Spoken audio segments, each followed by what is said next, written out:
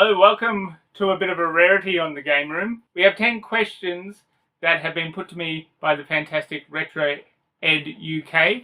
Ed is just the best type of bloke. He is somebody who I think that people who are subscribers of this channel would have seen before. If you haven't, for some reason, checked out Retro Ed UK's YouTube channel, I'll leave a description down below where you can find his videos and all that he does on YouTube. He is just one of those type of people who is very genuine, very much in the right type of mental frame when it comes to retro gaming and video gaming and all those types of things. He is somebody who's obviously putting out the good vibes rather than the bad vibes, which if you're a subscriber or if you're a watcher of this channel, then hopefully you're one of those type of people too. I really want to thank Ed for the opportunity to do this. It's not often that I will say yes to this type of thing just because a lot of them really don't interest me. These 10 questions really did, and also it comes from the amazing Ed, which I really wanted to, I was really excited to be kind of a part of what he's doing as well. So thanks, Ed. And here are my 10 responses to those questions that have been put forward. Question number 1. What type of games do you like to play? I like to play... I'm pretty strict on what I play, really. If you're talking console gaming, then I'm only really interested in first-person shooters or kind of third-person shooters generally. I do check out other stuff, but that's kind of my love and that's kind of where I go to. So if it's not in that space, then I have to have a kind of a good research and a good kind of reason why I'm going for something else. In saying that, when I'm not playing console games, then I'll play things that are a lot more broad. And if I go back into the retro games, kind of back to where it began for me in the NES and SNES era, then I'll play a lot more platformers and things like that. When it comes to arcades and things, then I'll kind of jump onto anything and give it a go. But I really do like my brawlers on the old arcades. That's really my favorite on those. And then on things like this, I really like setting up a dedicated kind of way to play car racing games. I do play a lot of car racing games, but only in this form. I won't play them on the consoles just because it's a novelty that I'm after. And I do like playing light gun games on my cabs as well. So they're kind of, when I play the cabs, it's light gun games, it's brawlers, and it's racing games. When I play retro gaming, then it's really platformers. They're the kind of the thing I go to. And when I'm playing new games, it's really those first-person shooters and those third-person shooters. That's kind of where my biggest interests are. Second question, how much time on average do you spend playing video games? Probably really, it might be around 3 hours a week, which is a nice kind of area I like to be in. I do like to play, and if I haven't had to play on the weekend or haven't had to play throughout the week, then I kind of feel like I've missed out a little bit, which is a bit silly, but that's where it's at for us gamers, isn't it? Like where you feel like you haven't had time to unwind or really spend time on the hobby, which we love. At the moment, I've really fallen deep into this game here, Dark Souls, which is a bit out of my wheelhouse usually, third-person action game, but there have been some sessions on there where I've played a lot longer than that 3 hours a week. A rarity, but I'm glad I've got something like this, and it's really got me hooked. So when I find something that gets me hooked, I tend to play a little bit longer than that. But it's always when the kids, not always, but it's almost always when the kids have gone to sleep. Otherwise, if the kids are up and about, then it's only kind of half an hour here, and then that's about it. Third question, do you think video games can be educational? Absolutely, and video games don't have to be educational video games to actually have educational value. So if you are talking any type of subject in education, you can actually find games that will then be able to be used as tools and springboard different ideas and different ways of looking at things and different type of environments and different types of concepts of those video games or different types of aspects or a whole bunch of different ways that you can use video games in education. But if you're just talking about sitting down and actually getting an educational value from something that you are playing that isn't guided by somebody who is looking for trying to get you on to a way of thinking or trying to explore a certain topic. If you're just jumping into a video game that kind of you're going in and you're just playing it, and then does it have educational value? There are some, but it's a lot more limited in that sense. There are also a lot of great websites and things that have gamified education these days, which is something that when I was growing up, there wasn't much of that type of stuff. You would have a little bit on like your Windows 95 type of PCs when I was growing up, but it was kind of like I think it was Encyclopedia Britannica that had like an educational thing on it. Where in the world and where in time is Carmen San Diego. And there were a few other types of educational games like that. But definitely in the art space as well, like Kid Picks and things. I just think it's grown a lot bigger than that, and you have to hunt them out. It's a bit different if you're just jumping on a game that you want to play and trying to find educational value from it that way. I think to summarize, it's absolutely very easy to gamify your education through being led through an experience on so many different types of games, and then there are those few out there that, or there's not few, but there are those ones out there that try and really educate you as you go, which I think the former is more effective than the latter. Question 4, what don't you like about video games? One of the things that I don't like about video games, which I've actually, I've been watching a lot of Ross from Accursed Farms, and I'm a really big fan of his channel, and I don't agree with his way of thinking about everything. But one thing that I definitely do agree with is that when you pay for a game, when you pay for something that you are hoping to play or that you're hoping to have ownership over, and then that you don't have a time frame of how long that's going to last you, it's the same as anything in the real world. If you pay for something and then all of a sudden it's taken away from you in a week's time, a month's time, a year's time, it's really frustrating not having known when that would occur, when that experience is going to be over for you. And we have consumer rights in terms of when things break down, when our physical things break down. Especially in Australia, they're pretty good with their consumer rights when, say, if an electrical item breaks down in the first year or the first 2 years, that you can take it back and swap them over.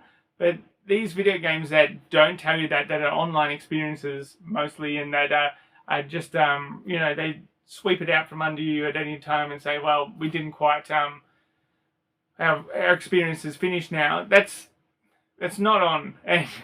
And it's definitely a reason why I have joined the Stop Killing Games initiative. And I think you should as well. So if you haven't checked it out, check it out. And I'll leave links to that in the description as well. Question 5. How much money do you spend on video games? The answer to that is not very much. I used to spend quite a bit, but it was always through buying and selling. So I'd buy stuff from mostly from garage sales and from markets, sometimes from op shops, and then I would sell those on and then spend my money back in video games. So although I was selling, the money was never leaving the kind of hobby, if that makes sense.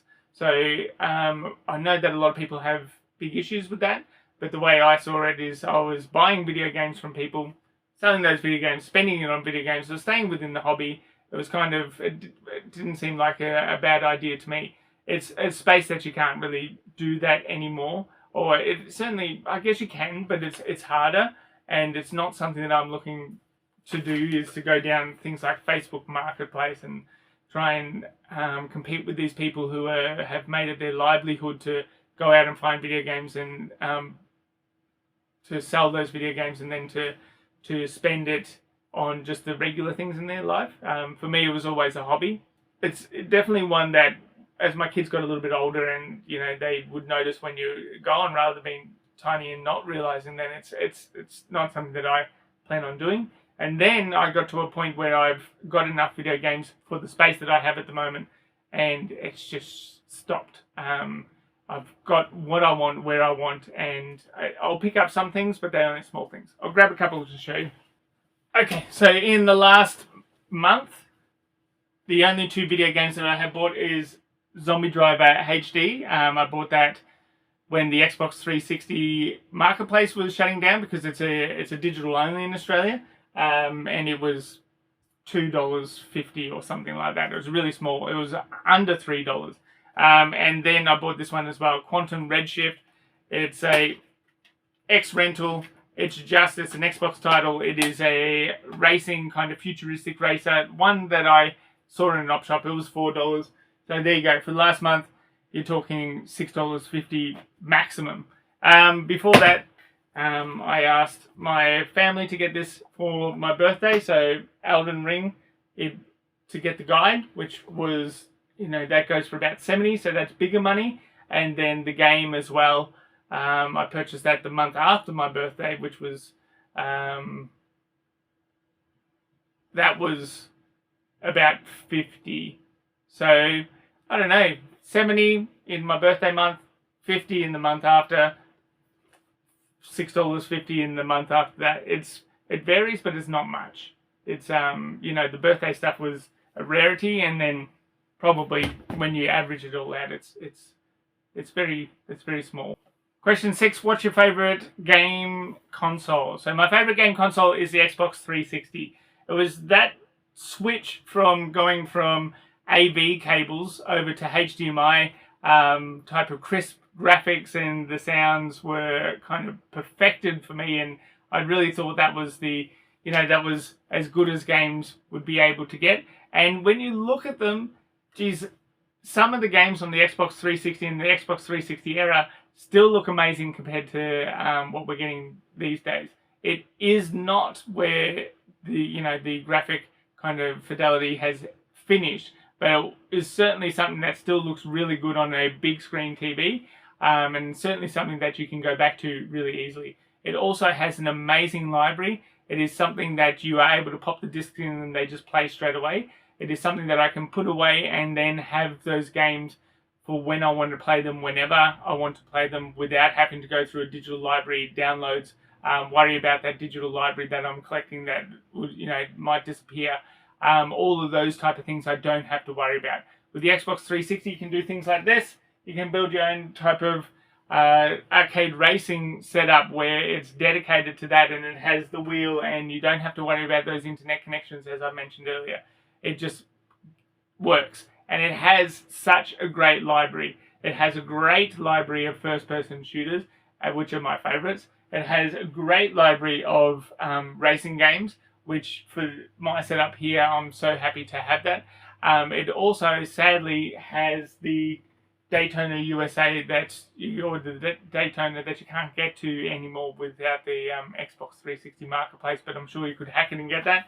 And it has my favorite game of all time, Max Payne 3 on it. So for all those reasons, the Xbox 360 is just my favorite console, and I think it will be forever. Alright, that brings us into a bit of a spoiler. So what is your favorite video game? Question 7. My favorite video game is Max Payne 3. I really enjoyed the Max Payne games for their time kind of slowdown, where their bullet time that are integrated really after the Matrix, and then you had Max Payne doing that. It was just like, just something that made you feel like you were in the movie the whole time. Max Payne 1 had a good storyline, which I'm really terrible at following storylines in video games. I can follow the movies just fine, but when it comes to video games, I don't know what it is, but I really struggle to follow a story. But with what I played, and I picked up enough that I was able to really enjoy that first one, and then the second one, and then go back and have a go at them again and learn new things about the storyline. And then Rockstar took over. Rockstar brought out Max Payne 3, which is just gaming perfection. Not for the kids. It's not a game that is kid safe at all, but it is one of those things that, one of those games, one of those instances where it took what is one of my favorite genres of the reluctant hero, that kind of, I guess you could call it an anti-hero in some ways, but not really. It's more that reluctant type of stoic figure and thrust them into something that they're like, well, this is it. Might be where my life ends, but I need to do what I can to try and solve this situation, and do what I can to try and better this for the good of either another person or another group of people or a cause. And yeah, Max Payne 3 just, it hits the nail on the head. Everything about this game I really, really love, except perhaps for some of the kind of the color smears that go on from time to time, which was pretty popular back when this came out, but not as well looked upon these days. But everything else, Max Payne 3 is just my favorite of all time. I've played this through probably around 3 or 4 times, which is a rarity for me. I normally don't play any game through again, unless it's a really old game that is really quick to get through. I normally don't stick in another game like this where it's story based and play through it a second time.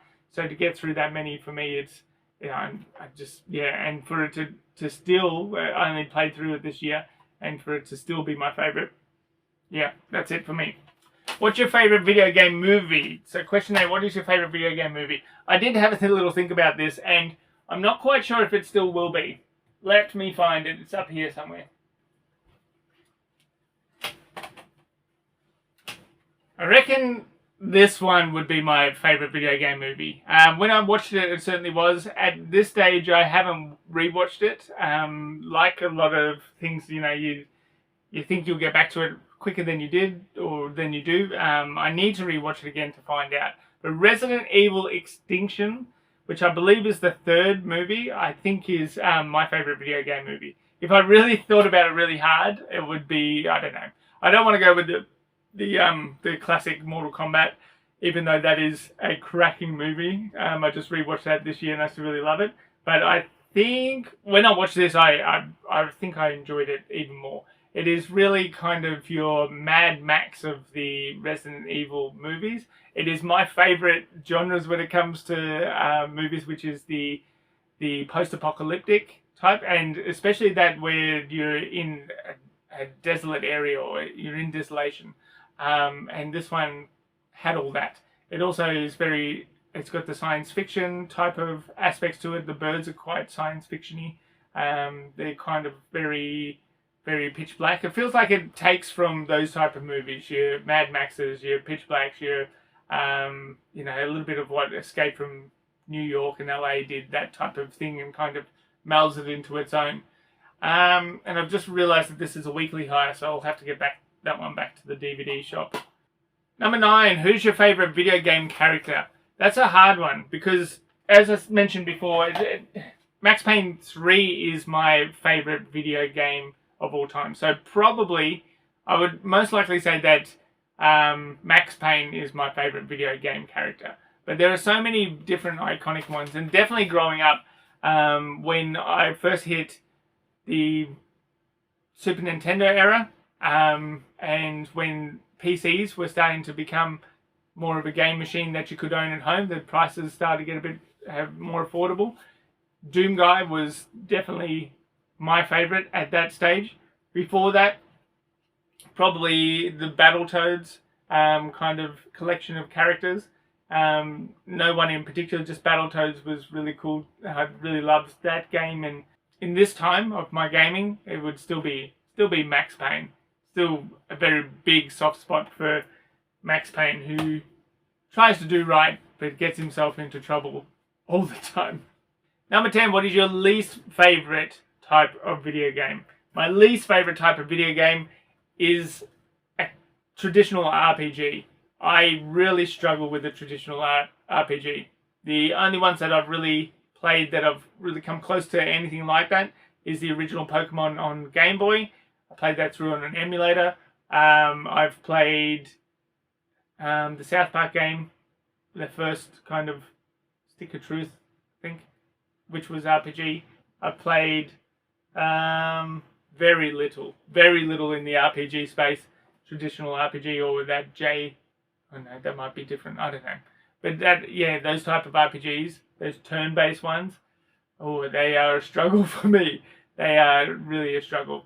It doesn't help that now, as a parent, of three boys that I often fall asleep playing video games. That's just not something that I used to do, but it's definitely something that I do quite often now. I'll fall asleep with a controller in my hand all the time. So give me an RPG and can't do it. Even things like the Outer Worlds, I've tried to play that a few times and I just end up falling asleep because of the distance travel between places. So yeah, RPG never was a fan, and I don't think I ever will be a fan. That's it. So thank you very much, Ed, for passing this challenge on to me. I need to pick two people to have a go at this if they choose. And Retro Ed is always a gentleman in that he sorted them out beforehand. I'm not. Not sorting them out beforehand. I hope I'm a gentleman, but I'm not sorting them out beforehand. So the two people that I am choosing, I'm going to go with my mate Chris from The Real Bit Wars. I don't know if he will either have the time or if he'll say yes to this, but yeah, he's just the first person who I think of when it comes to any of this. He's just a great person, and every time anything like this comes up, he's the first one in my head. So I will ask him and see how that goes. The second person who I'll tag in this, and hopefully he has the time to do it, I'll let him know and see how we go, is Sam from Contagious Collection. If you haven't had a look at Sam's channel before, he just seems like a great dude as well. So he is somebody who I've been following for a long time. He is one of my earliest kind of supporters and champions of what I was doing. So I'm going to throw it back to Sam, and hopefully that he still has enough time to make one of these type of VRs as well. So there you go. So I've got Chris from The Real Bit Wars and Sam from Contagious Collection. Those links will be in the description below. In saying that, I'm signing out here, so thank you for watching. I've been Chris from The Real Bit Wars. I've been Sam from Contagious Collection. I've been Justin from whatever this channel is called, the Gameroom. Thank you for watching, and I'll see you on the next one.